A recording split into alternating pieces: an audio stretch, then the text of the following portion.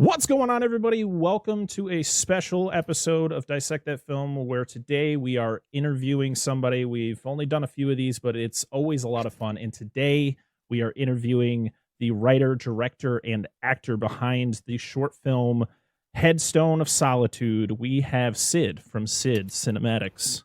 Welcome. Thank you for having me. Yeah, it's great to be here. Oh, it's great to have you on here. So, firstly, we're going to talk a little bit about your short film, which you can all find on YouTube right now at youtube.com/SidsCinematics, correct? Yeah. All right. And we'll plug that at the end of the show. And of course, it'll be down in the show notes or on YouTube or wherever you guys listen to this. So first, well, actually, let's talk about kind of like your inspiration behind this short film, Headstone of Solitude. So from what I saw and from what I've read, you were inspired a lot from like the classic Dracula and of course 1922's Nosferatu. Yes. So what was the idea behind like the story behind the short film? It definitely starts with those early 1900s horror films, specifically with Nosferatu. Though also I took a lot from the recently released Banshees of Inisherin, which is a great film. When I had first seen that film back around December, when I was getting a lot of Oscars hype, I was like, wow, what a wonderful film. And, I thought to myself, what if a horror film was to take place somewhere in Ireland? I mean, I think just the aesthetic of that film in general was just super cool. And I just feel like a horror film would do great in that type of environment. And then so I started diving a little more deeper into early 1900s horror films, specifically more on the front end of things. So we're talking like the silent era. And so I started coming up with ideas and concepts, and there was some Edgar Allan Poe mixed in there and some David Lynch mixed in there. And believe it or not, I've gotten some Kubrickian comparisons as well, which is nice. Essentially, I wanted to kind of mix a few different things in there. David Lynch, I think Lynchian-esque films are very influential to this film. And I think the emptiness within those films is something that I wanted to kind of weave in there as well. So there's a lot of influence from a lot of different places. Yeah, going through it, I definitely could feel that you weren't just trying to portray one era of film.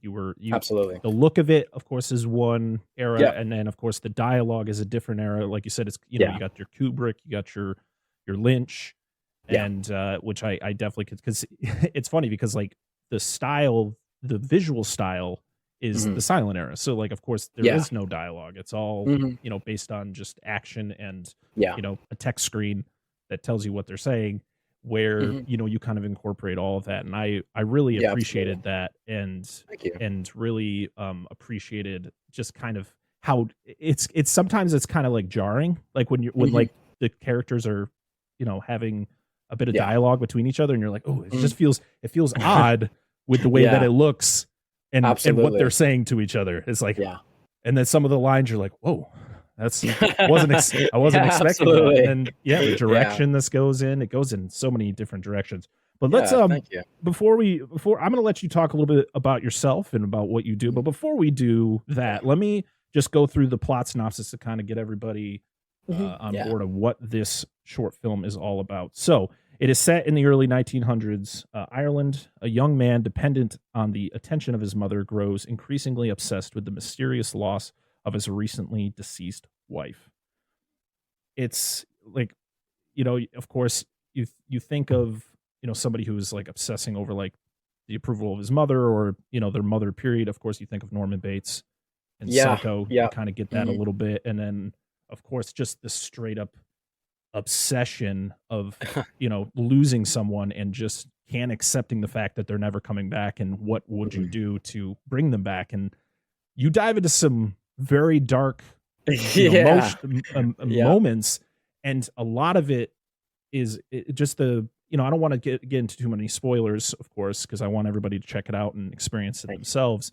Maybe we'll talk a little bit of spoilers later on in the episode, and we'll give a spoiler warning. But I just like the elements that you put in there to kind of give people, just instead of, seeing everything, you're kind of like, it's just like noises or some Of course. dialogue, some different Yeah. dialogues, which really, it's just eerie. And of course, with that aesthetic of that silent era look, Hmm. it just Yeah. brings out some things just make you real uncomfortable. Yeah, I think there's definitely a lot weaved within there, that I think it's like you said, it's not essentially this straightforward watch. I think if if you blink and you'll miss it. I think there are a good amount of details and really a huge intention with weaving in so many different types of styles was allowing the viewer to interpret it. And we can definitely go deeper into this a little later on when we discuss spoilers. But I think a lot of the film was crafted with the thought of like, okay, instead of just laying it out there, why don't we let them interpret it for how they would feel regarding these characters? Yeah, absolutely. So before we talk a little bit more about your film, why don't Mm. you introduce yourself and Oh. just talk about kind of how you got into filmmaking? Yeah, I think that filmmaking has always been of interest to me. Even when I was younger, I've just always taken interest in filming my friends doing the stupidest of things, and like little skits and whatnot. Um, and then towards around 2019, I started getting heavily into the animation format known as machinima, Mm. which is sort of like a 3D animation. And so I started making those, and that kind of took me through quarantine. It kind of, I don't know how to put this, I guess, made me comfortable in such boring circumstances, staying inside all day. Um, and then so once we started coming out of quarantine, I eventually got a camera, and like a legit camera, and I started just going around and just taking pictures and videos, and I just kind of get more into that, I guess. And I think that it was always very ambitious in my mind to make a film. And once I finally made this film, I was really happy with the results so far. People seem to really enjoy it, and I think as a creator, that's what you want. I don't care how many people see it, as long as the people who do see it enjoy it. I think that's really the beauty behind it. I think that's the beauty behind film in general. Oh, absolutely. For people to take the time to watch your work and talk about it. I really appreciate it. Yeah, so you made this, you wrote it, you directed Yeah. it. Hmm. Did you do all the editing and all that as well? Like, I were did. you behind Yes, pretty much everything? it was pretty much a one man show. There was like a production assistant. I had a friend. She was helping out a little bit on set, and then there was, of course, the other actor, Brandon Fagan, Mhm. who played the groundskeeper in the film. But yeah, essentially in terms of production, it was kind of a one man show.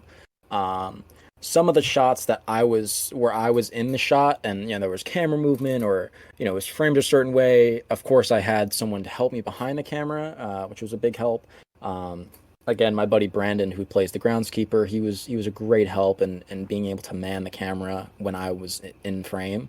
Um, I touched on this a little bit on another podcast, but I think a big problem with amateur short films, I guess, would be the fact that actors are scarce, and more importantly, people behind the camera are scarce. Mhm. So it was definitely a big help to have someone behind the camera while I was, in frame. Right. Yeah, I could Yeah. only imagine Yeah. trying to do everything if Yeah, without absolutely. at least someone. It was a little chaotic for sure. So, when did you start filming this, and how long did it take? So filming began, I believe, the first week of April, like April 2nd. So very early on. I'm in New York, so it was still pretty cold at that point. So I mean, we Mhm. were filming outside scenes, and we were freezing. There were certain times where we just had to stop a take just to put on a jacket and get warmed up. So that was definitely interesting. And then filming, we were filming pretty late. We stopped filming around very late July. Um, we actually have been editing the entire time. My process, I like to edit as soon as like production starts. So from the very first day of filming, I put that into post production, and I've just been editing ever since. So after each time we're filming, I'm just editing right away. Okay. Yeah. So, when you're you know, when you're filming all this and Hmm. you're coming up with this, you came up with this idea of what you Yeah. wanted to do. And like, I know like when, of course, studio films or even indie films are filming, a lot Hmm. of times they're not filmed, like scenes aren't filmed Yeah. in order. When you're doing a type of short film like this, where Yeah. it's you, Hmm. you're probably, I take it you're the one who's financially doing, Yeah. providing Yeah. all of this stuff. Hmm. Do you have to go from beginning to end, or Um, can I, you film I things would. out of order and put it together? Well, yeah, I think honestly, we were able to film it out of order. Most of the film was in my basement, which I thought was a nice touch to the environment and the aesthetic of the film overall. But we had just great luck with filming on certain days and in a filming schedule, and um, we didn't really have trouble with needing to film in order. We were able to confidently film at our own pace. Okay. Yeah. So yeah, we talked about your inspiration behind the film, and of course, all the people that Hmm. inspired you to make the film. But Yeah. the story itself, like, Yeah. how did you come up with it? Like I said, I don't think there would be a certain influence, but instead rather multiple things kind of weaved in there. Definitely a lot of Edgar Allan Poe influence in there. Just like the darkness of the story overall, I would say I borrowed from Edgar Allan Poe. And I would say in terms of like environment, definitely Banshees of Inisherin. If anyone hasn't checked out that film already, it's just such a phenomenal film, and I mean it's breathtaking. And rewatching that film, especially when I was filming Headstone of Solitude, it was like, Jesus, man, like that is, it's as a filmmaker, you can only really truly aspire to film something like that looks like that. So that was definitely a big influence. Um, and then in terms of, I guess, the story, really, David Lynch's Eraserhead, sort of the emptiness of that film, was a really big influence on Headstone. I think Eraserhead is very up for interpretation, and as most Lynch films are, and I definitely borrowed from that film as well. Okay. Yeah. Um. So if you're okay with this, we could jump Yeah, into a little bit of spoilers. absolutely. Yeah. So if I want everybody who listens to this to check out the short film Headstone of Solitude over at youtube.com/Sids Cinematics. It is a wonderful watch. It is Thank 30, you. 35 minutes of just eeriness and grief stricken. Just you'll feel a bunch of emotions leaving, or when you finish watching this short film. So check it out and then come back and listen to the rest of this interview, because we are going to be talking about spoilers. And then we're going to talk some personal things with Sid. That Absolutely. doesn't have to Yeah. do with the film. Yeah. So, Absolutely. spoilers, everybody. Let's get into it. So, All right. of course, this is a movie about grief. It's a It movie is. Yes. about kind of. So, when it comes to the relationship between William, your main character, Yes. and his mother, Yes. where were you trying to, like, where was that story, where did that come from, anything, Yeah. or was that kind of just an original idea? Like, did you kind of, Um. was there an influence behind kind of the whole thing behind him having this kind of weird relationship with his mom while he's Yeah. really grieving his wife? It's a Hmm. whole, it just felt Yeah. very like kind There's a of like lot to Norman Bates unpack. situation. Absolutely. I think the Norman Bates analogy is very, very spot on. I didn't exactly take a direct influence from Psycho. However, I had someone recently review the film, and they kind of compared it to the likes of Beau is Afraid with Joaquin Phoenix, which is recently released, which is a great film. And also Psycho. Looking back, I can definitely see the parallels in terms of grief and kind of having a weird relationship with your mother. Hmm. But I wouldn't say that there's a direct influence there. Okay. I think overall the goal was to kind of twist the viewer a little bit, and again leave it up for interpretation. So I mean, what's this guy's deal with his mom? I mean, his dying I don't know if it's necessarily his dying words, but he's scraping along the grass to his wife's grave, saying his mother's name. I think there's a lot wrong with this guy, and I think the end goal was to just kind of twist viewers' interpretation of it. Yeah, because this film takes such a sharp corner at a certain point where, of course, sure, you're seeing this man grieving his wife, and it's hitting him hard, like harder than you would expect it to be. I mean, of course, young love. You don't really, you never really get an answer of what happened to her. It could have been right. It was like you mentioned, could have been a fever that was spreading across the country, or could have been anything. And but then you see, like, of course, it's like, okay, this man is just grieving, and then of course he has like the weird interactions with the groundskeeper, who's just seems like a grumpy old man. But then you transport to, I'm taking his house, and he's eating, and then he walks off screen, and you hear a woman's voice, and you're like, oh, okay. That scene for me, as the creator, was most engaging, and you can't help but feel proud when you talk to people who've seen the film, and that's the first thing they bring up is what the hell happened in that scene, and I think, again, the intent behind him going off screen was to kind of leave it up to interpretation. And I think there's a lot of conspiracy behind that scene. And really, I think that's the mark where the film kind of starts to go a little bit bonkers with its themes. There's like a 10-minute sequence after of just nightmare fuel, per se. And, I think there's a lot to call into question with that scene. Who is this woman? Where is she? I mean, what's her relationship to Williams? That is definitely a standout scene to me as the creator. It definitely leaves you with so many questions, as you stated. Like, you're wondering who this person is. Like, she's continuing to say, like, I'm not your wife. What's happening, and you can also, your voice changes. Like you're just your normal talking voice, and then it's like you're possessed. That's great. A huge change, which just threw me off. I was like, oh, okay. And then you see it, but you don't see that on screen. It's all off screen, which I like that aesthetic. I like that feeling of just what's in the darkness, or what is truly going on in there. Absolutely. Where later on you see when he's, every time he has a conversation with the groundskeeper, William keeps repeating, like, my wife is dead.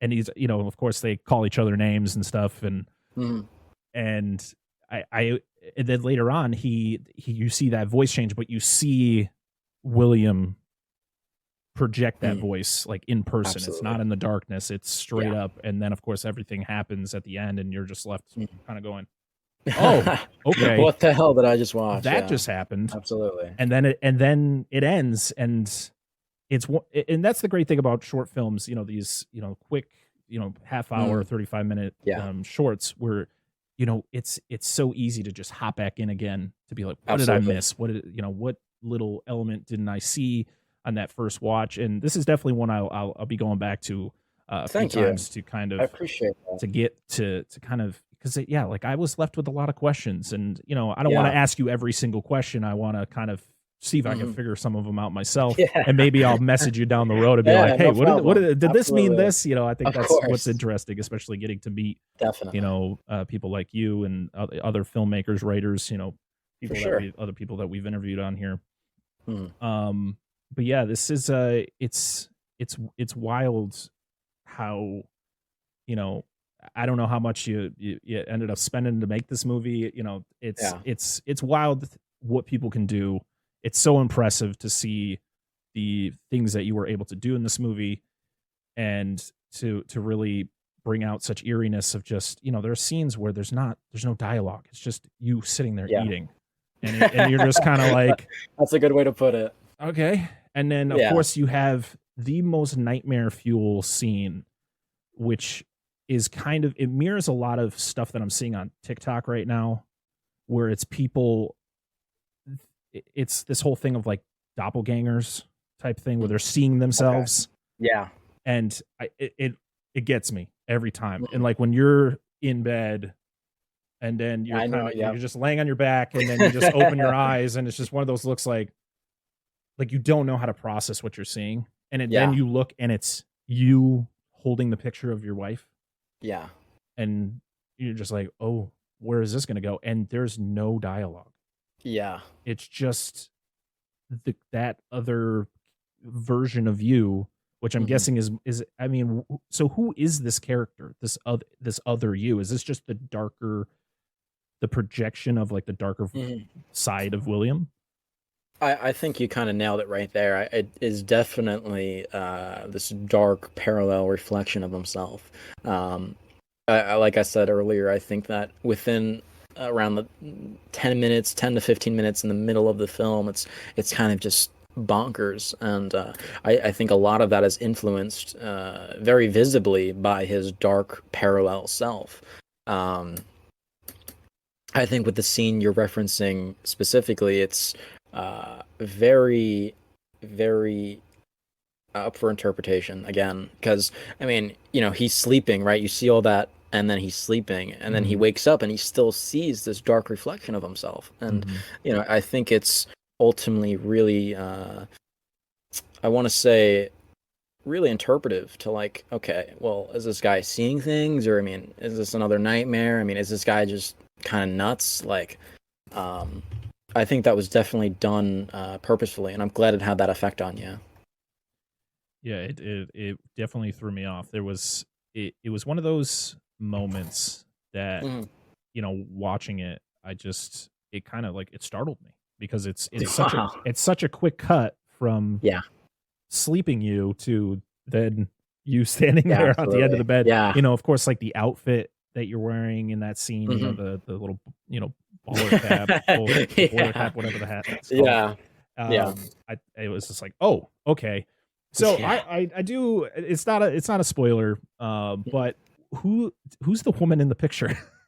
That is my great grandmother. In actuality, that's very cool. I mean, it's a little creepy. My parents have had it hanging up in the kitchen. I don't know. It's not the best place, in my opinion. But I mean, I've always been a little eerie by the picture. Even when I was a little child, I was like, I don't know, that picture kind of gives me a little bit of bad vibes. And I've actually explained this a few times to people that have asked, and that picture was from the era in which the film was set in, so around the early 1900s. So I just thought it was authentic, and I thought it'd also be kind of humorous to include that. And definitely another question would be, how long did you work on your accent before you started filming? Well, I have a question for you. What did you think of the accent? As someone who's not good at doing accents, you did a pretty good job. But as an American, I don't feel I can fully give you an opinion on it. I feel like you'd have to ask like some fellow Irishmen or some fellow absolutely Irish people to be like, hey, how did it go? How did it sound? Because that's the real judge. That's the judgment you want. I mean, luckily I have a few internet Irish friends, and I kind of got their blessing beforehand before I put this film out. I'm like, all right, is this at least okay? And they're like, yeah, that's fine. I think accents are very fun to do. Like I honestly, I think performances with accents just kind of attract me to them. So it's definitely, it was very fun. And in terms of how long I took to work on it, not too long, honestly. I would say like a few weeks, about a month to really like kind of nail it down confidently to where it wasn't like sounding different. Right. And I took a lot of inspiration, I guess, in doing the accent from Banshees, the way they talked. And then I tried looking up some videos from that time period, which was a little scarce. But luckily I did manage to find that some of them did kind of talk in like a high-pitched, quick Irish accent. So I was like, okay, I'm going to roll with that. Yeah, because it's one of those things where it's the consistency. It's trying to, consistently keep the same accent instead of it changing. Yeah, that was throughout, probably the most difficult part. Yeah. Which you did a really good job doing.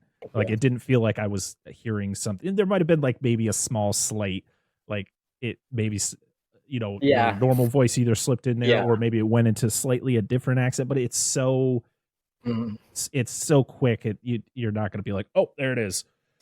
Well, I mean, I just pointed it out, but I didn't say where it was. But it's okay. If you want to point, if you want to go find it, go find it. But go find it. It's all good.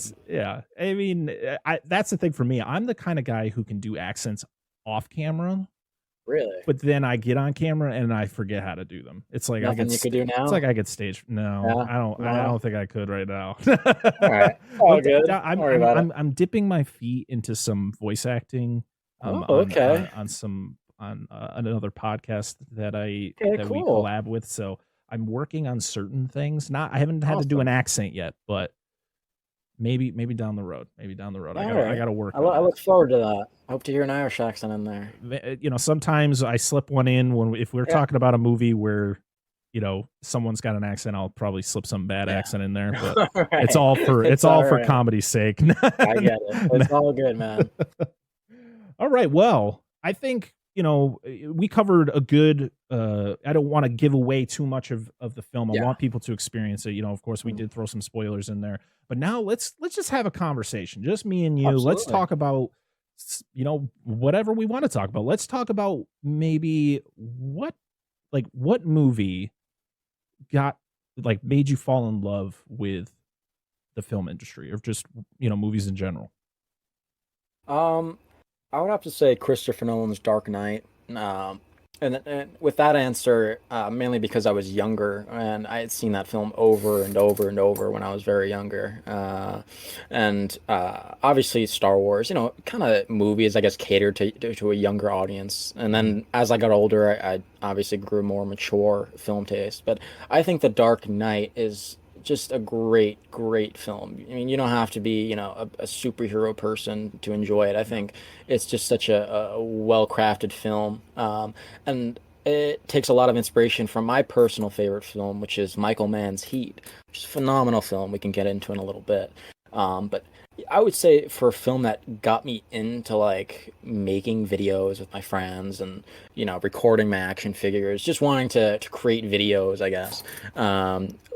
Really, I would say it's Christopher Nolan's The Dark Knight. Just phenomenal. That is a great, an amazing choice to get you into movies, because The Dark Knight is so special to me. It's probably top 3 all time. Really, that's awesome. The performances are fantastic. The fact, like you said, it's not just for superhero fans. It's not just for comic book fans. This is that's what Christopher Nolan was able to do with the entire trilogy. Those characters. Yeah. He literally took these, characters and made them very grounded. Mm-hmm. And, of course, Heath Ledger's performance is absolutely. There are so many great performances. Amazing performance. I mean, of course, his is kind of Cillian Murphy, Tom Hardy. Oh yeah. Perfection. The fact that Christopher Nolan could take certain characters that maybe we didn't what would they be able to do with Bane in reality, in a grounded situation? And they did a phenomenal job. They did a great job, even if it's not as well liked as Batman Begins and The Dark Knight, because of the fact of Heath dying, and I know there was a possibility of him coming back for Dark Knight Rises and stuff like that, and it was kind of a last kind of second choice to bring Bane in. And but yeah, Christopher Nolan is just a fantastic filmmaker. Absolutely. Period. I mean, we see. I mean, Oppenheimer, I saw that twice within the past 2 weeks. I mean, I'm going to go see it a third time soon. Phenomenal cinema right there. Oppenheimer was incredible. Interstellar, great watch. And then I actually saw The Dark Knight Rises in theaters. I was around 7 or 8. Wow. And, that was just a phenomenal experience as well. I think, Christopher Nolan, I mean, he makes movies for the cinema, I think there's no better a director can get than Christopher Nolan. Just phenomenal. Absolutely. What is the best experience you've ever had watching a movie? What is a movie that you've seen and you're just this is the best. This is why I do it. This is why I do everything. I mean, you can say the same answer that you That's a just good stated question. with the last question? Honestly, I saw Guy Ritchie's Snatch about a year or so ago, and I was very stoned watching that film, and it was such a phenomenal film, and I've seen it at least 10 times since I first saw it around last year.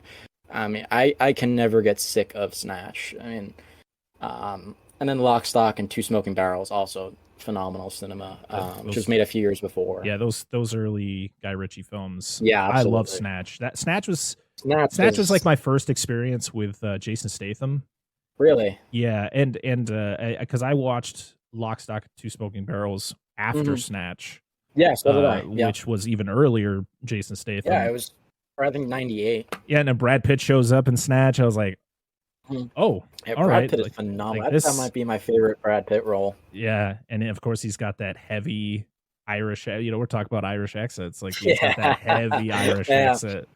Yeah, that's another thing with Headstone and the accent. Honestly, I would say Snatch had quite an influence. I mean, I just love that film so much. I rewatch it monthly, and so when I was writing and acting, I was just like, these accents are pretty cool. And so I think definitely Snatch, going back to earlier, I think Snatch had a great influence on the accent as well, believe it or not. But yeah, the accents in that film, especially in part of Brad Pitt, I mean, just phenomenal.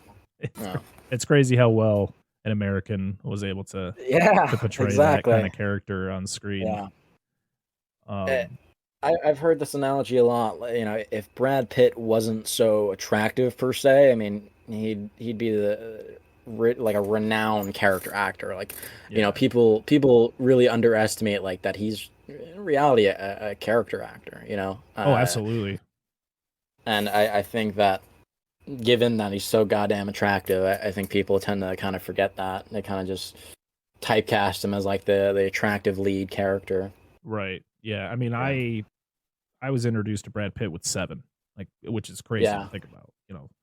David Fincher. Seven, Fight Club. Yeah. Those are the Brad Pitt films that made me fall in love with him, because it wasn't. Yeah, for me, it's not. He's a very attractive man. But that wasn't why I love those movies. It's just because he was so fantastic. He's a phenomenal actor, absolutely. I mean, being alongside Morgan Freeman in Seven, and then him up against like Edward Norton, and then in Fight Club, and the way that Fincher is able to get such a great performance out of him. And of course, even recently, you see like people have praised him in Bullet Train, like a movie that really shouldn't be looked as like a cinematic marvel. It's just a crazy action movie. Absolutely. But Brad Pitt puts a different performance out there instead of it just being another Brad Pitt movie. No, this is a different side of Brad Pitt. I remember seeing the trailer. I was like, I don't remember the last time I saw Brad Pitt like this. Because then the last one I had seen was Once Upon a Time in Hollywood, which is a completely different, like you said, he's a very good, he's a fantastic character actor. And like you said, he's not appreciated enough because yes, he is a gorgeous, he's a gorgeous, almost 60-year-old man, which is just wild to think about. I think he honestly breaks the barrier of like very attractive people not knowing how to act. I mean, I think you see that now more than ever with like influencers acting. I think a lot of actors, I guess, are casted because of how attractive they are rather than their ability. And I think that Brad Pitt definitely breaks that mold. I would say my favorite Brad Pitt film is probably Killing Them Softly, with James Gandolfini in it as well. It's just a great cast. Ray Liotta. It's kind of an under the radar film. I would say it's a very underrated movie.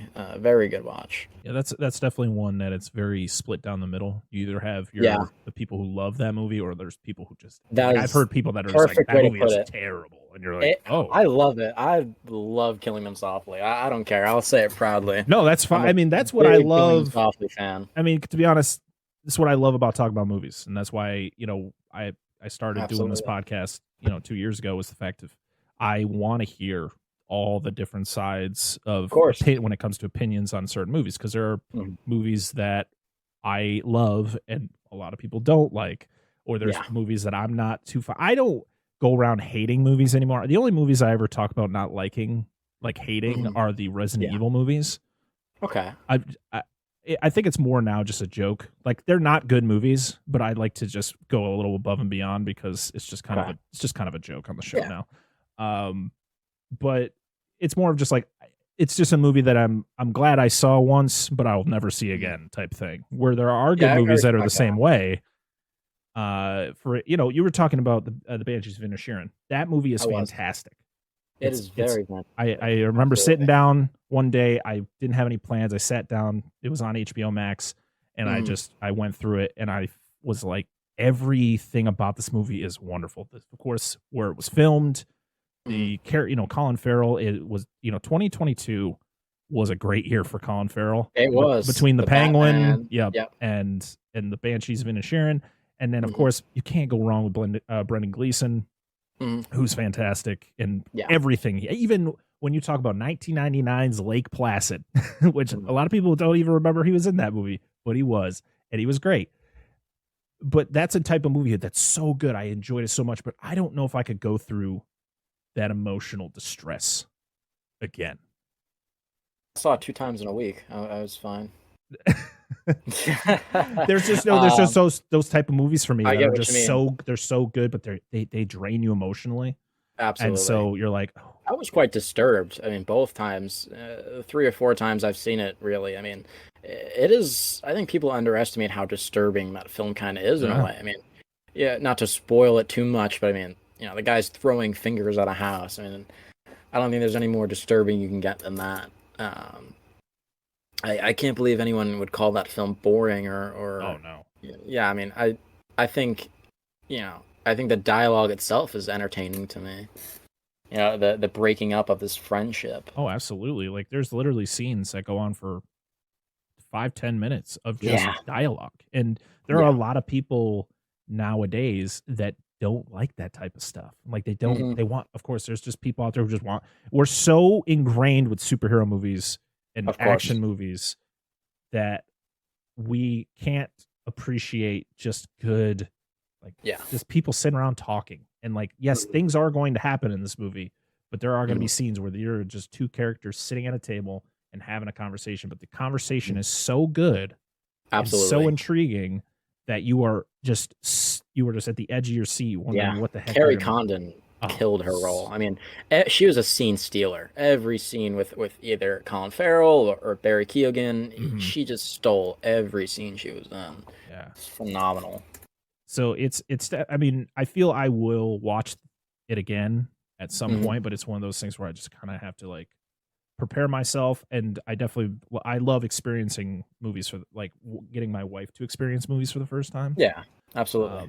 Because I feel like she has such a different vision than I do, of course, because I talk about movies all the time. It's just kind of for her, it's just like, hey, you want to watch a movie, and she watches a movie, and then it's just over. That was it. That was cool. And that's it. Yeah, we can talk about it for a second there, but but it's always fun to see like a reaction. Like, how is she going to react to certain things? Like, the donkey. I mean, how are you going to react to the donkey? I love the donkey. Yeah, made me shed a tear. But yeah, it's definitely a movie at some point I would love to cover on the show, and maybe we'll bring Sid on to do it to sit with us and cover it with us. So yeah, that'd be great. We'll get that planned out at some point. Oh, yeah. I don't know when, but it'll happen at some point. It'll happen. Yeah, it'll happen for sure. What is a movie, without talking about the movies that we've already mentioned, what is a movie that you feel people have to see? Like they like everybody has to see this movie. I can't mention one that's already been mentioned, right? Because I would say Michael Mann's 1995 Heat. Just, I mean, we didn't really talk about it, so yeah, you can. Yeah, absolutely. Heat is just. I think it's the epitome of the film experience. I mean, it's. I can't even begin to talk about it, really. I mean, phenomenal cast, right? Val Kilmer, Robert De Niro, Al Pacino, directed by Michael Mann. I mean, that right there should sell you to go watch that movie. But I mean, it's just such a triumphant, adventurous, suspenseful, thrilling, disturbing, violent, heartwarming, heartbreaking. Like, there's just so much about that film that is just incredible. And as someone who loves The Dark Knight, really for anyone who loves that film, I think you would be amazed by Heat if you haven't already seen it out there. I think everyone needs to see Heat at least once or twice in their life before they die. I think it's that type of film where this is the best of the best the from the standpoint of acting, from the standpoint of directing, writing, set design, sound design. I mean, the shootout scene is highly regarded as one of the most realistic gunfight scenes in film history. I mean, just everything about that production, phenomenal, A1. Yeah. So I would say Heat is a film that everyone has to see.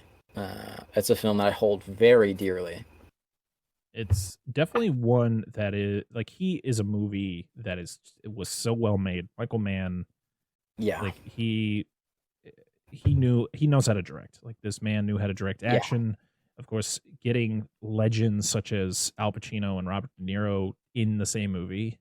Yes, they were in The Godfather Part 2, but they didn't act alongside each other. So this was the first time we got to see them face to face. They have one of the best like sit down scenes where there's I mean, there's just so many scenes where it's like, wow, this is the best it's gonna get. And just the way it was lit, and the way it was, certain like you said, the shootout scene and the way that it was shot.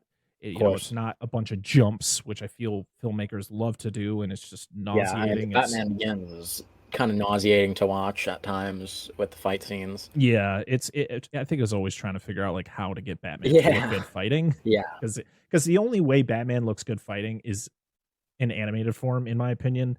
I don't think Batman's ever looked great fighting. It's just looked. Matt Reeves did a nice job with that. You could definitely tell it's a mix of visual effects and Robert Pattinson or his stunt double doing stuff. But like, I know Nolan doesn't use CGI, so when Christian Bale is fighting, he's fighting, or his stunt double is fighting. So it's very clunky. Even with Tim Burton's Batman, like I love Michael Keaton, I love his Batman. Fight scenes not so good. So but like, for me, I grew up with the animated series where of course it's animated form, so Batman looks really awesome when he's fighting. Even Ben Affleck's Batman and Batman vs Superman, like, they were able to get some really cool fight scenes. It's but it's all about just the framing of things. So like, of course, jumping back and forth between both sides of this gunfight in the main street there.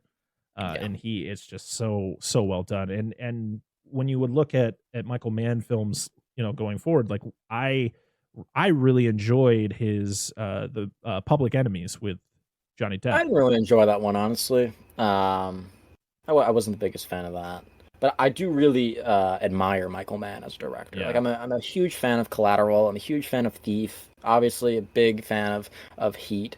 But Public Enemies, I don't know. It's just there was something about it that just like I couldn't really get past. I like Miami Vice. Like, I love Michael Mann, but for me, Public Enemies just wasn't really too into it. Yeah, for me, I think it was more the fact I was big into learning about John Dillinger, and I was a big Johnny Depp fan at the time. And this is Johnny Depp is going through a hot streak, being in the Pirates films and then being in this. I just liked how it looked. I liked how it was filmed. It felt very much like he was combining different ideas into one. So like, he was taking what he did in Miami Vice and taking what he did in Heat and kind of morphing it all together, and of course trying to make it look like it's from the 1930s. I think that's kind of what drew me to it. Maybe some of the dialogue is a little clunky and certain characters aren't done so well. But overall, I always had a great experience watching that movie. And Michael Mann I think it deserves a rewatch. I mean, even if you watch, like, a lot of people don't know that he directed the very first Hannibal Lecter movie, Manhunter, back in 1986. I did hear about that with Brian Cox. Yeah, Brian Cox played Hannibal. He's not a main character like Anthony Hopkins, but the way that he shot it, when Brett Ratner took the reins of doing Red Dragon, which is it's just the remake of Manhunter, but it had Anthony Hopkins as Hannibal Lecter, and he's more of a prominent character. It's almost a shot for shot remake, so he took a lot of inspiration from the way Michael Mann shot that film, and you could definitely feel some similar shots to like Collateral or Heat in Manhunter, which is an early Michael Mann film. I recommend people to watch. It's got William Peterson. If anyone's a CSI fan out there, if everybody remembers William Peterson, I also think that Michael Mann's directorial debut, Thief, just phenomenal watch. I mean, and this was years before. I mean, many years before Collateral or Heat. I mean, and for that to be his debut, I think is just super. What a fun film. What a beautiful film. It's so action packed, but I mean, there's always a certain emptiness to it, like a lot of neo noirs. I would honestly say it's one of the defining and one of the earliest neo noirs. You know, that Chinatown. You know, films around the late '70s. Just a really defining film to the neo noir genre in itself. Absolutely. I think the thing that I appreciate about you, for because I take it you're pretty young. I don't want to. I am Yeah. 18. Yes. Wow. Yeah. Wow. That is even more impressive to me. Wow. That Thank you're you. 18 years old. You made this awesome short film. This Thank very you. intricate short film that dives into some pretty dark themes. And the fact is like like I'm listening to an 18-year-old talk about Heat or talk about Thief or talk about these films that I guarantee you I could talk to a lot of 18-year-olds and they would have Yeah. no idea what we're talking about. They need to know, man. They should Absolutely. know. Absolutely. I And think heat needs to be studied in school. absolutely. Yeah. That is definitely on the echelon Yeah. of things that need to Yeah. be Of taught in course. schools. Absolutely. But also the fact is like your film is inspired by films that are 100 years old. You know, Nosferatu came out Yeah. 101 years ago. Yeah. It's Dracula and like it's awesome to see, you know, a younger generation still appreciating absolutely. cinematic history and not just looking at what we have in front of us now, which Yeah. we have a lot of good stuff now, Of but course. it's kind of a mess. It's kind of a Yeah. mess in my It is a opinion. little bit of a mess. I agree. Definitely. So But thank you. I appreciate that. absolutely, I'm very excited to see what you got. You know what you're going to be working on coming up, and you know if you Yeah. yeah if you want to talk about that, I what do you got going on? Going on? I've begun very early development on. I would say it's likely going to be a feature length film, which I'm very excited to get to work on.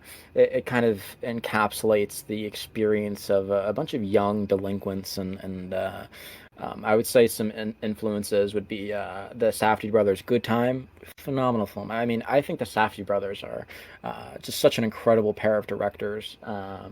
And that Uncut Gems. I mean, I really want to see more films from them.